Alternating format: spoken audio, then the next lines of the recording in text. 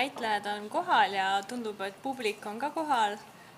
Ma loodan, et eelmine väitlus pakkus teile väga palju mõtteainet. Nüüd liigume hoopiski uue teema juurde. Väitlejad on ka uued. Teine väitlus tuleb siis finantspettuste valdkonnast, kus anname sõna ka Finantsinspektsioonile.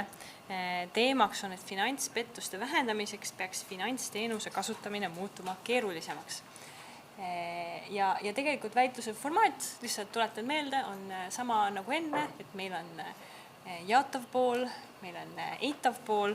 Jaatavat poolt esindavad Miia ja Elisabeth ja eitavat poolt esitavad Roome ja Otto, kes siis jaatav ja eitav pool esinevad meile kordamööda 5-minutiliste kõnedega ja võivad vahepeal üksteisele esitada ka vahemärkusi, kui selleks soovi tuleb.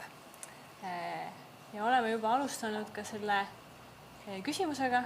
Keegi pakub investeerimisvõimalust läbi sotsiaalmeedia ja küsib isiku kontoandmed koos PIN-koodidega. Kas see on finantspettus? Tundub, et ülekaalukas arvamus on, et jah, aga on ka alternatiivse arvamuse esindajaid.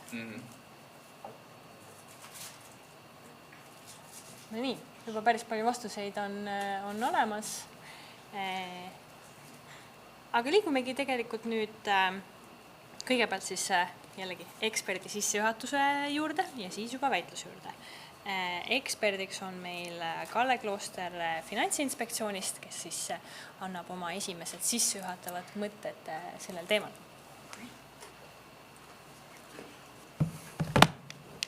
Tere! Mina olen Kalle Klooster ja töötan siis, nagu öeldud, Finantsinspektsioonis finantssektori infotehnoloogia järelevalve osakonna juhina. Ja olen mõnda aega finantsjärelevalvega tegelenud erinevates rollides ja selle käigus kokku puutunud ka nii mõnegi finantspettusega, et aeg-ajalt õnnetud inimesed pöörduvad ka meie poole oma lugudega ja räägivad siis, mis nendega siis toimunud on, et kuidas neid siis rahast vabastati erinevate meetoditega ja see teema ei ole kaugeltki mitte uus, et finantsteenused küll arenevad kiiresti, muutuvad rohkem digitaalsemaks, kättesaadavamaks, kolivad arvutitest mobiiltelefonidesse, sotsiaalmeediasse ja igale poole mujale. Aga ütleme nii, et pettused omal moel on eksisteerinud nii kaua, kui mina mäletan ja nendel on nagu selline tore omadus siis muutuda koos teenustega. Et kui finantsteenused tulevad teie telefoni, siis paratamatult tulevad sinna ka kelmid, kes siis kasutavad samu meetodeid, nagu teenusosutaja kasutab teile finantsteenuse osutamiseks, kasutavad kelmid siis teile siis teie rahast vabastamise teenuse osutamiseks. Et maailm areneb kiiresti ja meie roll on olnud üldiselt, ütleme, tavakasutaja vaates võib-olla küllaltki tagasihoidlik, et kui Finantsinspektsiooni pöörduda oma murega, et raha on kaduma läinud, siis vähe on neid juhtumeid, kus meie saame tegelikult midagi teie heaks ära teha, et meie reguleerime nagu üldisemalt pilti. Et ma siis nagu seletan teooriat, et kui nüüd algab väitlus ja ma istun siia maha ja kuulan teie argumente, ja näiteks siis selgubki väitluse käigus, et finantspettuste vähendamiseks tuleks teenuste kasutamine muuta keerulisemaks, siis meie saame seda põhimõtteliselt teha. Et meie oleme regulaator finantssektoris ja meie saame anda suuniseid ja juhiseid siis finantssektori ettevõtjatele, need on siis enamasti pangad, aga ka muud teenusepakkujad, kuidas nemad peaksid oma finantsteenuseid osutama, siis kas nad peaksid neid osutama keerulisemalt, lihtsamalt, aga muidugi ei ole kahtlus selles, et nad peaksid neid osutama turvalisemalt, aga turvalisus, eriti küberturvalisus on alati hästi suhteline, et kui midagi on turvalisem, siis tavaliselt on ta ka keerulisem. Ja selles mõttes, siin võib-olla mõni vihje ka teie tiimidel, mina olen loomulikult nagu erapooletu ekspert, aga jaa. Üldiselt ma pikalt ei räägi praegu, leian, et see on hea ja huvitav ja igati päevakajaline teema, kindlasti mõlemad tiimid saavad esile tuua häid argumente ja huvitavaid seisukohti, et soovin teile jõudu ja jään põnevusega kuulama. Aitäh praegu!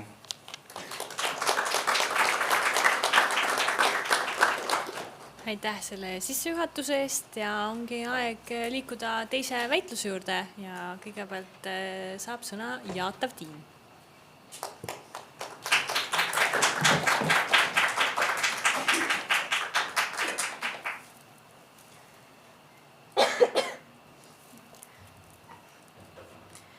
Nii, okei. 3, 2, 1. Daamid ja härjad, kui koolis õpetatakse, et hoia oma paroolid endale ja näidatakse finantspettuste ohvritest videoid, siis keskmine inimene haigutab ja kehitab õlgu. Reaalsus on see, et keegi ei usu, et nendega päris midagi sellist võib juhtuda, kuni see juhtub. Paar punkti raami. Mis on finantspettus? See on tahtlik eksitamine, pettus või häkkimine, mille eesmärk on siis saavutada rahaline kasu illegaalselt, kahjustades samal ajal teisi isikuid, organisatsioone või riiki. Näiteks finantsaruannete võltsimine, Ponzi-skeemid, maksupettused või kas või kasutajad internetis, kes teesklevad näiteks hädas olevat sõdurit ja proovivad su andmeid välja petta. Millised näevad hetkel välja finantsteenused? Tänapäeva finantsteenused tuginevad mugavusele. Kiire konto avamine, ülekanded ühe nupuvajutusega, maksmine vaid pangakaardi või mobiili kaudu. See teeb elu lihtsaks, kuid loob ka soodsa pinnase pettustele. Süsteemis on mingeid kohti, kus juba kasutatakse neid aeganõudvamaid vahendeid, kuid see ei ole ühtlane. Mõnes kohas ikka parooli või Face ID-ga, mõnes kohas Smart ID-ga. See ebaühtlane süsteem mõjutab ka ebakindlust finantsteenuste juures ning kaitse pole garanteeritud. Probleem ongi see, et see praegune süsteem, mis on üles ehitatud mugavusele, tähendab seda, et inimesed ja nende andmed pole täielikult kaitstud. Mis on meie plaan? Kohustuslikud ID-kaardi või mobiili-ID-ga sisselogimine kõikide finantsteenuste tegemiseks, biomeetrilise autentimise nõue ning arvutist ID-kaardiga sisenemine siis suuremate tehingute puhul ning aeglasem protsess uue konto avamiseks, vajadusel siis isikutuvastus või siis mingi pangas koha peal või videokõne kaudu. Me näeme, et jaotus võidab selle väitluse, kui me suudame ära tõestada, et vähem finantspettuseid kaalub üle selle lihtsama ja ligipääsetavama süsteemide olemasolu. Nii, liigume edasi esimese argumendi juurde, mis räägib suuremast turvalisusest. Keerulisemad finantsteenused vähendavad pettuste hulka ja aitavad päriselt kaitsta inimeste finantse. Praegusene süsteem, nagu ma eelnevalt mainisin, on üles ehitatud sellele kiirusele ja mugavusele. Konto saab avada minutitega ja ülekanded liiguvad sekunditega, kuid see tähendab ka seda, et kui pettur pääseb päriselt ligi inimese andmetele, saab ta ka sama kiiresti ohvri raha liigutada. See tähendab, kui me aga lisame rohkem neid turvameetmeid, näiteks siis kohustuslikud ID-kaardi või mobiili-ID-ga, erinevad biomeetrilised kinnitused, muudab see ka petturite tegevuse palju keerulisemaks. Nad ei saa enam tugineda sellele, et inimene eksib selle ühes lihtsas sammus, vaid see inimene peab ise läbima mitmeid tõkkeid, mis tõstatavad ka nende endi jaoks selle mõtte, et kas see päriselt on seda riski väärt. Eestis on see ID-kaardi ja mobiili-ID süsteem juba näidanud oma efektiivsust. Nendega seotud pettuste arv on juba oluliselt madalam võrreldes riikidega, kus identifitseerimiseks piisab vaid näiteks kasutajanimest või paroolist, näiteks nagu USAs, kui seda pisteliselt nii palju ei kontrollita. Kui me viiksime sama loogika kõikidesse finantsteenustesse, vähendaksime võimalusi petturitel siis massiliselt sellist süsteemi ära kasutada. Seega, kui keerulisemad protsessid võivad tunduda tüütu lisatõkkena, vähendavad need oluliselt pettuste hulka. Turvalisus kaalub üle selle mugavuse, sest iga ärahoitud pettus päästab inimesi nagu päriselt rahalisest ja emotsionaalsest kahjust. Liigume edasi teise argumendi juurde, milleks on siis teadlikum kasutaja. Keerulisemad protsessid teevad ka kasutaja ise ettevaatlikumaks ja teadlikumaks. Pettused ei tugine alati nendele tehnilistele nõrkustele. Sageni manipuleeritakse just inimest ennast. Näiteks petukirjad või telefonikõned, mis siis veenavad ohvrid tegema kiireid ja läbimõtlemata otsuseid. Kui finantsteenuste kasutamine on aga üles ehitatud nii, et iga kas või suurema tehingu nõuab siis nagu mitut kinnitust, annab see inimesele aega ja ruumi päriselt need otsused läbi mõelda. Inimene ei saa enam ülekannet impulsi või hirmu nagu survel teha, vaid ta peab nagu samm-sammult tegema läbi seda pikemat protsessi, mis vähendab oluliselt seda riski, et ta langeb selle lihtsameelse manipuleerimise ohtu. Siinkohal. Aitäh.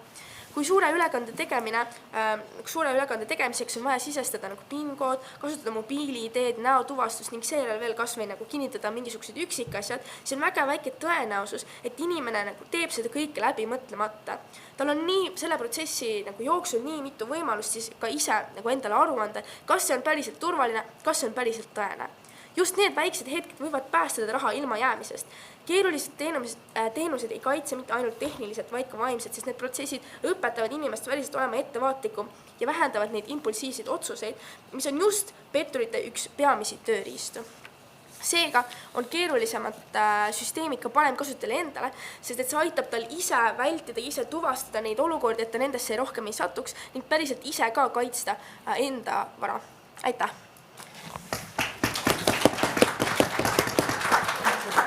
Aitäh! Esimesed mõtted on lauale pandud ja nüüd kutsun ette siis Eituse tiimi, et anda vastulause nendele argumentidele.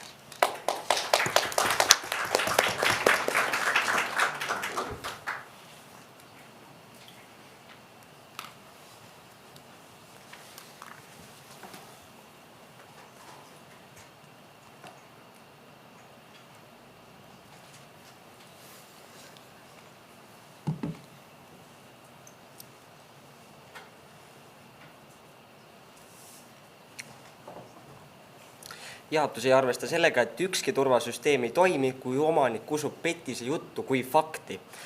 Oma kõnes teen mõned ümberlükked, toon välja meie plaani ja 2 argumenti. Niisiis, jaotuse esimene argument variseb tegelikult kokku, sest nad ei suuda ära selgitada, kuidas üks lisa 4-kohaline parool petturi tegelikult peatab. Hilistamas argumentides selgitame ka täpsemalt, milline see pettusprotsess tegelikult on ja kuidas üks lisa Face ID ei anna nii palju turvaväärtust juurde. Rääkides teisest argumendist, kui keeruliseks tahate te süsteemi teha, et inimene peatuks ja hakkaks mõtlema, et teises telefoni otsas olev hädas ema võib hoopis pettur olla. Me leiame, et petturi jutt tihtipeale on piisavalt veenev, et see üks lisasamm ei pane siis ohvrit teistmoodi mõtlema. Samuti teete te süsteemi eakamate inimeste jaoks lootusetult raskeks. Kuidas peaksid nad nüüd hakkama saama, kui juba ennegi on olnud keeruline? Meie plaan. Jaotuse väljapakutu ei toimi, kuna nad ei tegele tõelise murekohaga, milleks ei ole mitte finantsteenuste kasutamise lihtsus, vaid inimeste teadmatus finantspettuste olemusest. Suures pildis õpetame me inimesi kriitiliselt mõtlema, märkama erinevat tüüpi finantspettuseid, talitsema oma emotsioone ja kontrollima informatsiooni tõesust.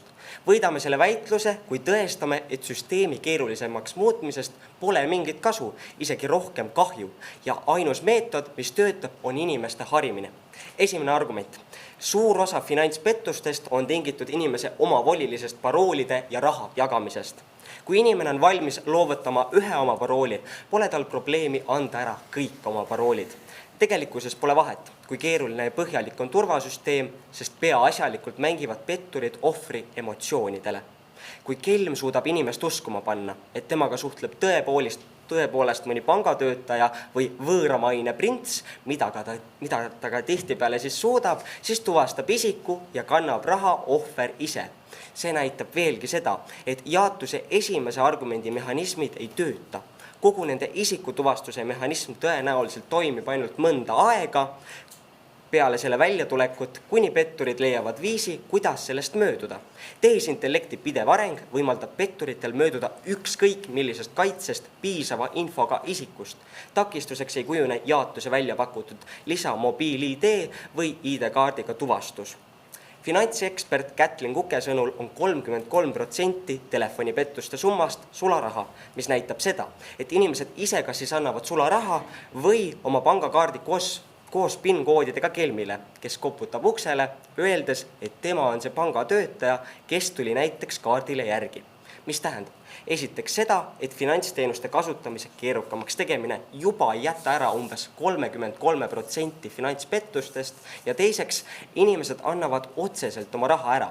Mure ei seisne selles, et nad ei teaks, mida nad teevad, vaid selles, et nad päriselt arvavad, et see, mida nad teevad, on kasumlik ja õige. Räägime nüüd, miks harimine on järjekindlam lahendus. Inimesi erinevatest ohtudest teavitades oskavad nad neist hoiduda. Me ei pea silmas mitte lihtsalt nende olemasolust rääkimist, vaid ka harimist selles osas, kuidas neid ära tunda ja kuidas mitte lasta kelmidel end vaimselt mõjutada. Lisaks toimib see ka valdkondades, kus jaotuse plaan on vähetõhus, nagu näiteks krüptopettused. Kui sisulooja Logan Paul esitleb uut krüptomünti, sest tema paadunud jälgija ostab selle mündi, kaalutlemata sellega kaasnevaid riske. Kui aga toetajale on enne teadvustatud seesuguse tehinguga kaasnevaid ohte, siis suurema tõenäosusega ta seda ostu ei soorita, päästes end krüptopettusest. Liikudes meie teise argumendi juurde. Finantsteenuste kasutamise keerukamaks muutmine peletab inimesi süsteemist eemale. Juba praegu tunnevad paljud inimesed, et finantsteenuste kasutamine käib neile üle jõu ja eelistavad igapäevaste toimingute läbiviimiseks kasutada sularaha. Nende inimeste osakaal suureneb veelgi, sest sularaha kasutamine on jaotuse mehhanisme täis maailmas märksa kiirem ja praktilisem. Sellega kaasnevad 2 suurt murekohta. Esiteks, sularaha pole kergesti kontrollitav. Petturile jälile jõudmine, tema tegevuse jälgimine ja vara tagastamine on tunduvalt keerulisem. Teiseks, hüppeliselt kasvab taskuvarguste ja muude seesuguste kuritegude arv. Kaduma läheb raha, mis ei ole panga poolt kindlustatud. Samuti otsivad inimesed lihtsamaid alternatiive, panku, äppe ja teenuseid, kus ei rakendata jaotuse uusi ega ka olemasolevaid mehhanisme. See tähendab aga seda, et esiteks, finantspettused toimuvad ja toimivad teistes kanalites samal viisil edasi ja teiseks, meie maailmas on lihtsam digitaalseid finantspettusi uurida ja nende vastu tegelikult toimivaid turvasüsteeme luua, kui need toimuvad seaduslikel ja jälgitavatel platvormidel. Aitäh!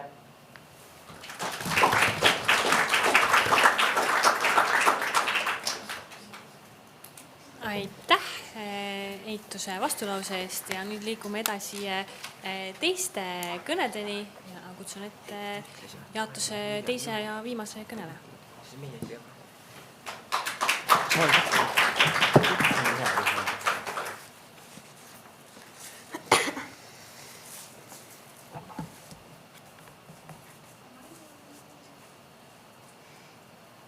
Alustan oma kõnega 3, 2, 1. Austatud kuulajad, kuigi me nõustume, et haridus on oluline ning teadlikkust saaks alati parandada, ei suuda opositsioon tegeleda probleemiga täielikult.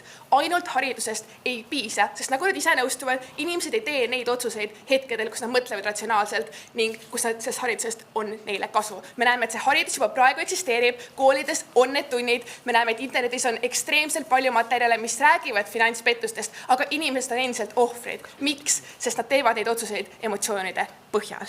Pange tähele, pangad on korduvalt teinud kampaaniaid, et enda andmeid ei tohi jagada, kuid isegi teadlikud inimesed langevad pettuskeemide ohvriks. Aga miks siis nii? Sest tundlik info loovutatakse sageli stressi, kiirustamise või autoriteedile allumise tõttu, millega eitus ka ise nõustus. Siinkohal jõuamegi esimese finantspettuste kategooria juurde. Inimestelt info välja manipuleerimiseni. Opositsioon tahab lisada paarsada lisahoiatust pangakaardidele või panga leheküljele, kuid olukorras, kus inimestele helistatakse ja öeldakse, et ma ei tea, su ema on põlevas majas ja anna kohe enda panga andmed, siis ta tõenäoliselt endiselt langeb selle ohvriks, sellepärast, et teda manipuleeritakse ja ta usub seda inimest, isegi kui tal on paar lisakoolitust või ei ole, eks ju. Ta võib enda ratsionaalse mõtlemise oskuse täiesti sellisel hetkel kaotada ning andmed endiselt ära saata, mis tähendab, et sellisel olukorras sellest haridusest ei ole piisavalt kasu.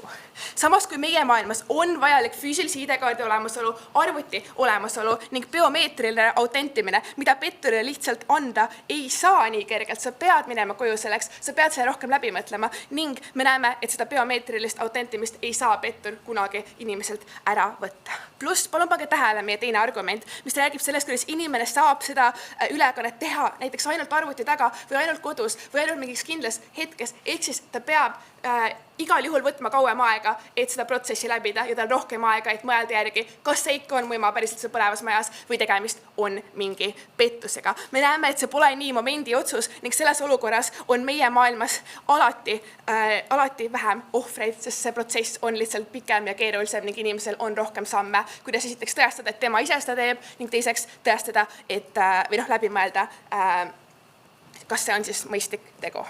Aga teiseks, palun räägime finantspettustest, mida opositsioon täielikult eirab. Räägime tehnilise ründe pettustest. Ligikaudselt 35–50% kõikidest finantspettustest on tehtud andmetesse häkkimise või tehnilise ründe abil.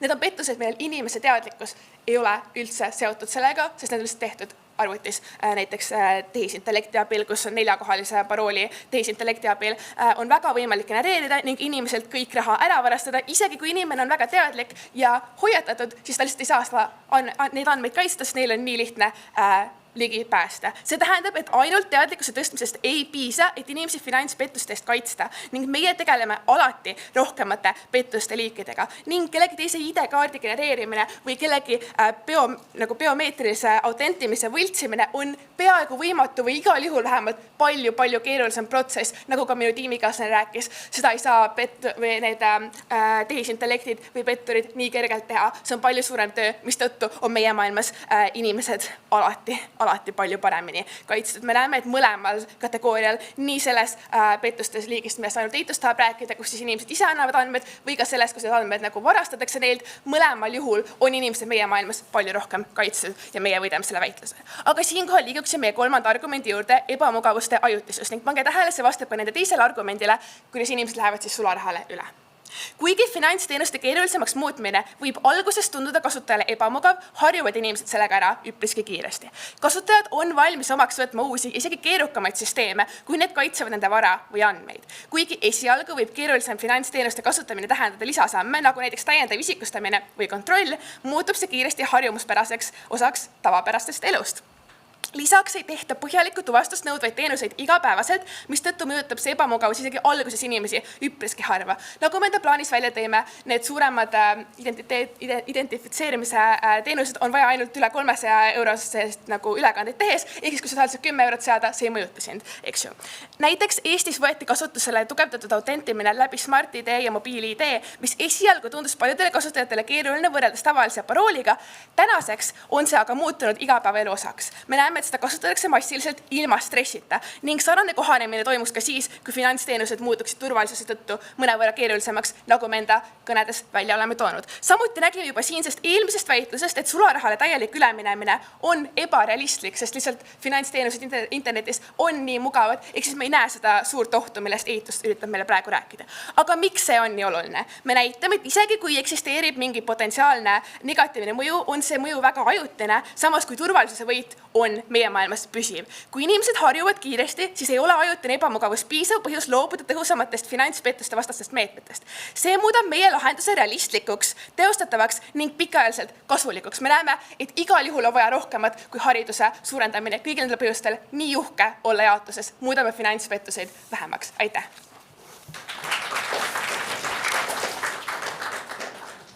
Aitäh selle tulise kõne eest ja liigume edasi tänase viimase väitluskõne juurde, mis tuleb Eitavalt tiimilt.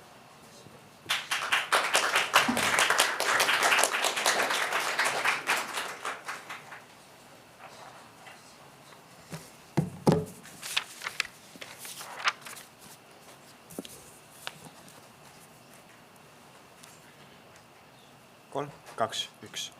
Kallid kuulajad, noad on mõelnud tomatite lõikamiseks ja või määrimiseks. Kui keegi plaanib nendega oma naabrimehele kallale minna, see ei tähenda, et me peaksime noad panema laua külge kinni.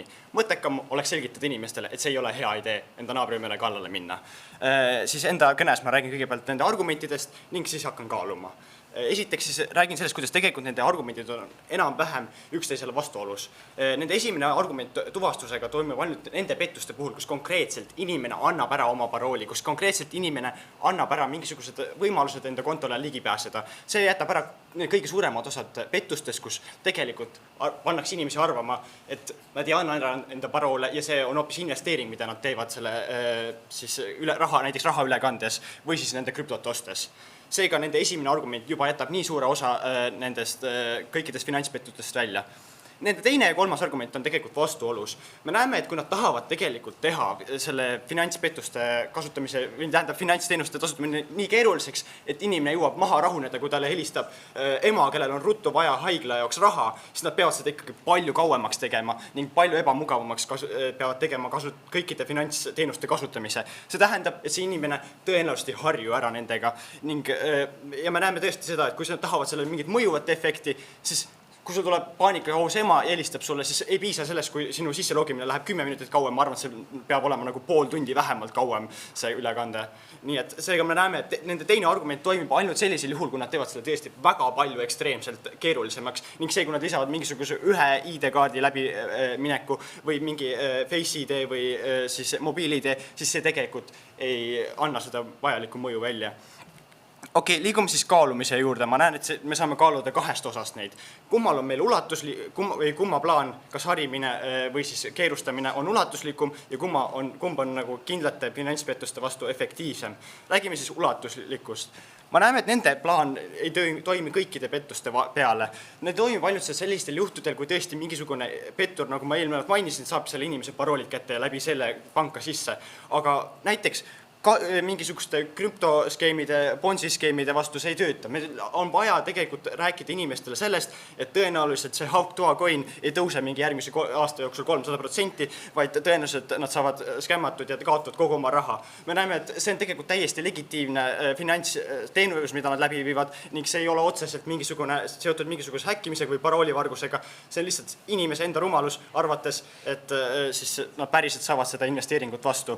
Ning juba see jätab ära nii suure osa pettusi. Näiteks, või siis näiteks, kui inimene selle tullakse juurde, mis oli paari aastast lugu, panga automaadi juures tuldi juurde ja öeldi, et see 500 €, mis sa välja võtsid, sealt oli võltsraha ja meil on vaja see konfiskeerida, siis ka sellisel juhul tegelikult ei ole vahet ju see nende mingi ID-kaardi või mobiil-ID pettuste vastu see ei aita, vaid me puhtalt aitab see, kui me harime inimest ja räägime talle sellest, et kui talle tullakse rääkima, et see automaatselt võetud välja raha on 500 € on võltsraha, siis ta peab aru saama sellest ise, et see on täiesti absurdne.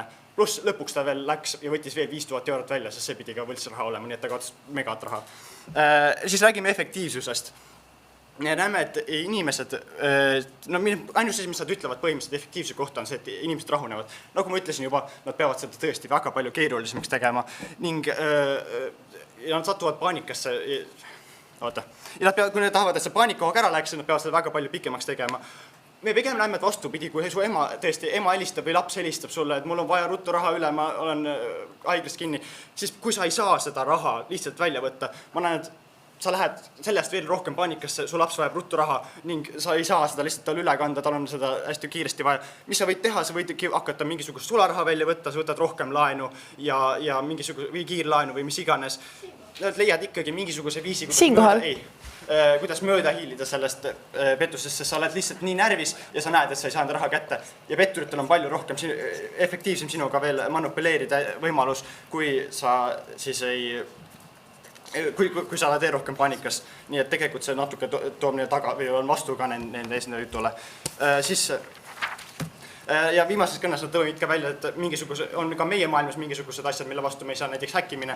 Me näeme, et kui see on nagu otsene pangakontole siis häkkimine, siis see on nagu me mitte kummaski maailmas me ei saa seda ära hoida, et see on otsene küberrünnak. Ja teiseks, või siis B, kui inimene peab ikkagi midagi tegema, näiteks mingisugune kahtlasele lingile vajutama või võõra asja alla või mingi võõra faili alla laadima, siis me saame ikka selle vastu võidelda harides inimest, et ta ei peaks laadima mingid võõrad faili alla. Seega häkkimine ei ole siin väitluses relevantne ning meie võidame.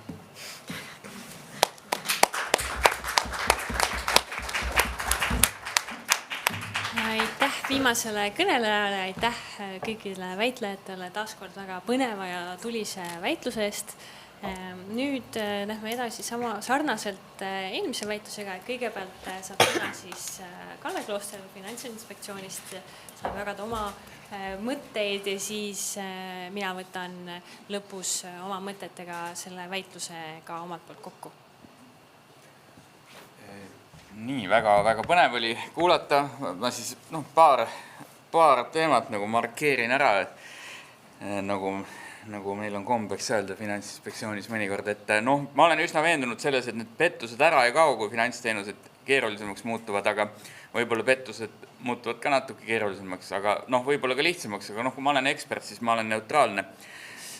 Et kindlasti tegi raskemat tööd selles mõttes jaatav tiim, et nende ülesanne oli raskem, aga eksperdina ma pigem võib-olla kommenteerin nagu teemat, et mulle väga meeldis, et terminoloogia oli väga hästi ja õigesti kasutusel mõlemal poolel, et olete korralikult ennast kurssi viinud asjadega ja mainiti siin näiteks krüptomünti, millest mina ei olnud veel kuulnudki. Häkkimisest natuke, et jah, et mulle teadaolevalt Euroopa pangandusruumis veel, ütleme, ei ole olnud intsidenti, kus on kellegi pangakontole sisse häkitud nagu läbi panga ja raha ära varastatud, et seda tõesti ei ole juhtunud. Seda on juhtunud väljaspool Euroopa ruumi, ühes Aafrika või oli see Lõuna-Ameerika riigis, et selles mõttes võib nagu muret olla, aga ütleme, päris nagu irrelevantne see häkkimine siiski ei ole, et teatud määral seda ikka kasutatakse, aga rohkem sellises toetavas rollis pettuste toimepanemisel, ehk siis näiteks kui teile saadetakse mõni arve, siis võib-olla juhtunud, et selline lugu, et kui teie või teie teise tehingu osapoole postkast on kompromiteeritud häkkerite poolt, et siis sinna süstitakse õigel hetkel nagu selline arve, kus kontonumber ei ole enam hoopis üldse see, kuhu selle adressaadi oma, kellele te lootsite raha saata, et see on lihtsalt üks näide, et ikka kasutatakse. Ja neid häkkereid, see finantsteenuste keerulisus mingil määral kindlasti nagu hoiab tagasi, aga teisest küljest jah, nagu siin väitlejad ka välja tõid, et suuremal osal juhul ikkagi inimene ise teeb selle rahakäsutuse ehk siis ülekande, et logib sisse, kasutab siis keerulisi või lihtsaid vahendeid ja teeb ise selle ülekande ära sinna, kuhu ta ei peaks tegema, kas siis põhjusel, et talle lihtsalt saadetud vale kontonumber või on ta pea sassi aetud mingite luiske lugudega, mis siis on tulnud ei kusagilt. Et jah, et ikkagi kõik algab inimesest endast ja tema nii-öelda mõtetest tavapäraselt. Hea, et mainisite ära tehisintellekti, see on kindlasti üks trend, mida meie ka põnevusega ootame igatpidi, et tehisintellekt on kasutusel nii teenuse osutamisel juba finantsteenustel, kui on ka kasutusel juba siis petturite poolt, et oluline arengusuund igal juhul. Ja minu poolt kõik vist, et aitäh teile ja siinkohal lõpetan.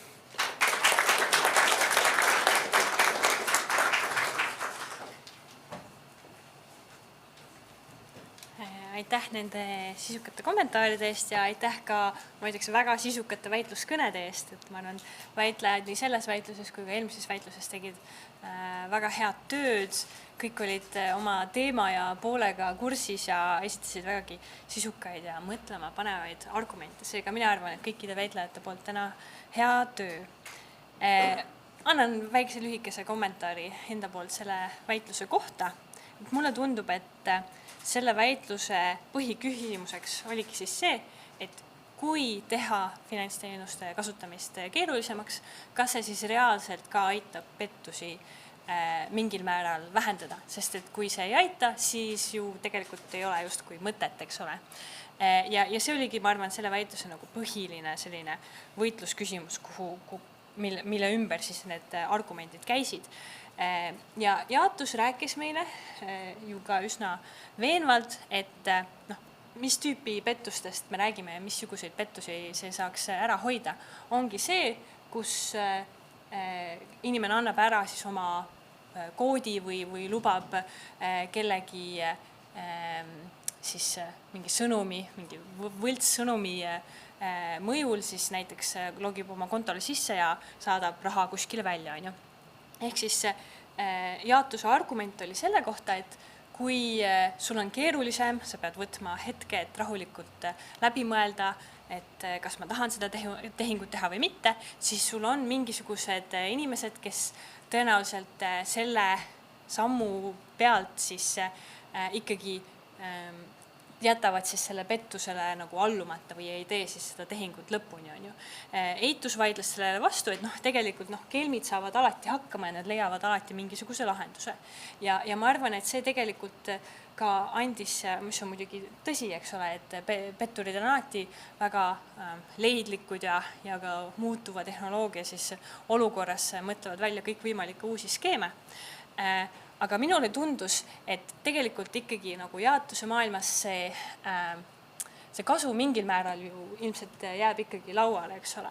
Et kui me teeme neid teenuste kasutamist natukene keerulisemaks, siis tõenäoliselt, isegi kui kõiki pettusi me ei saa ära lahendada, siis mingis hulgas tõenäoliselt ikkagi neid pettusi jääb vähemaks, sest et mingid inimesed selle nagu keerulisema protsessi kaudu ikkagi otsustavad, et okei, seda tehingut ma võib-olla ei tee, ma pean koju minema, siis koduteel sa võib-olla mõtled selle läbi ja selle võrra sa siis ei tee siis seda pettust ka lõpuni, eks ole. Ehk siis ma arvan, et tegelikult väga-väga tasavägine see väitlus. Mulle tundus, et selles konkreetses väitluses natukene siis Jaatus jäi peale, et kui me teeksime neid teenuseid natuke keerulisemaks, siis võib-olla oleks ka pettusi selle võrra vähem. Ja ma arvan, et see võtabki kokku meie siis väitlusürituse. Ma loodan, et teie jaoks oli väga põnev, minul oli väga põnev ja aitäh kõigile kuulajatele ja väitlejatele.